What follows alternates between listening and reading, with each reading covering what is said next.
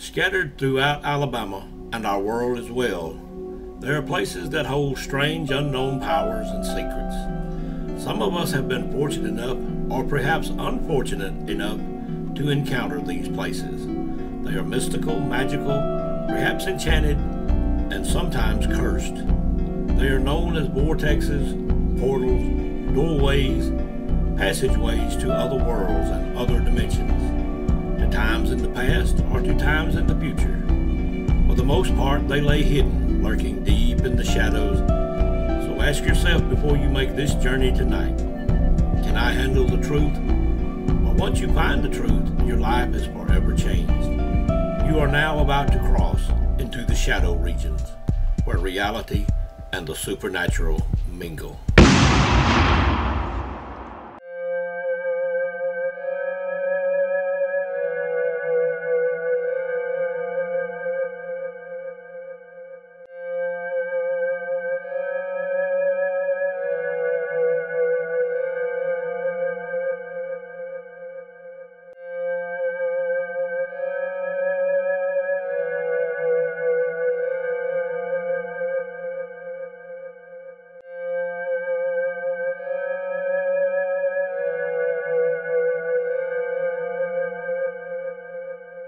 Well, hello once again, boys and girls. I got another Shadow Region story for you tonight, and it's going back once again to Huntington College and the Red Lady down there. But anyway, I know sometimes when I open these Alabama adventures up, I say boys and girls, and I hope you don't mind that. I certainly don't mind being called a boy. I know a lot of people don't call me boy, but I don't care. It doesn't bother me at all. I'm 62 years old. And if I still look like a boy to you, I appreciate you calling me boy. But anyway, what I want to do is tell you a little story here that I received this morning on some comments from the Red Lady video that we did a few days ago. And I guess I kind of have a little compassion for the Red Lady. She was a Yankee in a strange land down south. She didn't know anybody. She didn't have any friends. As I said earlier, it was hard for her to make friends like that kind of stuff. And I've certainly been in that position too, where I was in a place where I didn't know anybody, and sometimes it's hard to make friends sometimes. But I guess one reason that I have compassion for her and am very interested in knowing what I can find out about her is I believe I had a past life one time with a Yankee lady, and I believe I met that lady in this life once again. She was alive and I was alive now, and I do want to do a video on that later about a past life that I believe I had. You may not believe in past lives, but I do want you to listen to this story whenever I do a video on it, and then you see what you think happened. But anyway, or is there a possibility of a past life? But anyway, I got my glasses on today, so I know I don't look exactly like myself because I've got to have this to read this lady's comment. And anyway, I'm going to use her first name. I'm not going to use her.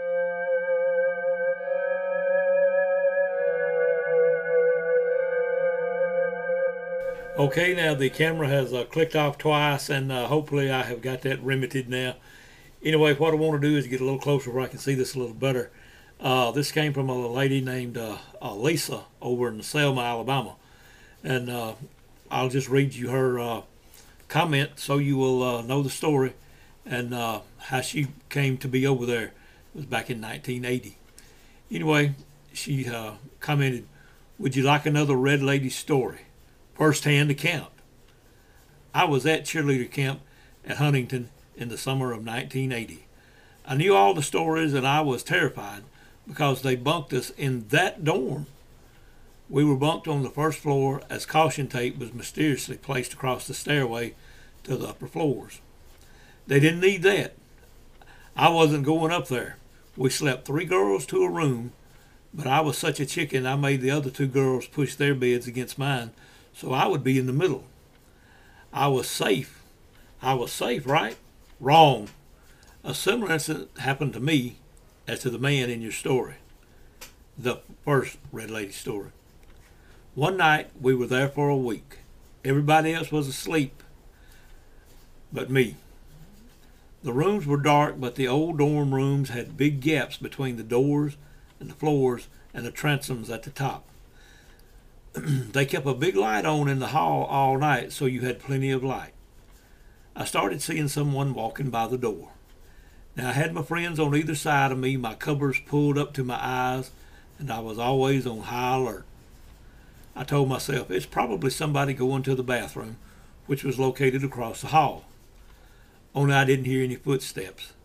Fear overcame me. Suddenly, that heavy old dorm door creaked slowly open.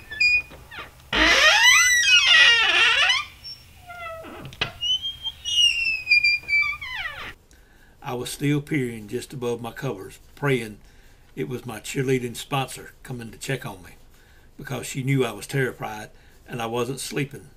But that wasn't it. That door was wide open and no one was there. I couldn't scream at all. All I could do was shake uncontrollably, so much that I finally woke up the girls beside me. Then the screams came. Then my sponsor came. I begged her, "Did you just come check on me?" She said she hadn't. She eyeballed every girl to make sure no one had pulled a prank on me. I had woken them all up, and they were not too happy. I recounted what had just happened to me, and no one was in the hallway. The door was checked, and it was latched shut. Those things are heavy and do not swing open easily. Well, I got my ghost story, like it or not. Years later, I recounted my story, and someone familiar with the Red Lady told me something now that comforts me. She said that the Red Lady had been known to check on lonely or frightened girls because she once felt the same way. She was probably just checking on me, not meaning to frighten me. All these years later, I can still recount every detail. I have since heard it is closed as a dorm. Poor Red Lady. She's probably lonelier now than ever. Well, I do thank you very much for taking time to relate that Red Lady story to me. And I'm sure there's a lot of other stories out there. And if you have one, I would very much like to hear it. Now, I know I've said many times, and something that I do pride myself in is keeping people's identity confidential. And the only reason that I use this lady's real first name and where she was from is because she had publicly commented on one of the videos. So anyway, to Lisa, I hope that was okay. I do appreciate your story very much. And anyway, I guess I better bring this video on to a close now. Well, there you have it, boys and girls. Another Alabama adventure into the shadow regions. And anyway, good Lord willing and the creeks don't rise, I hope to see you somewhere on down the trail.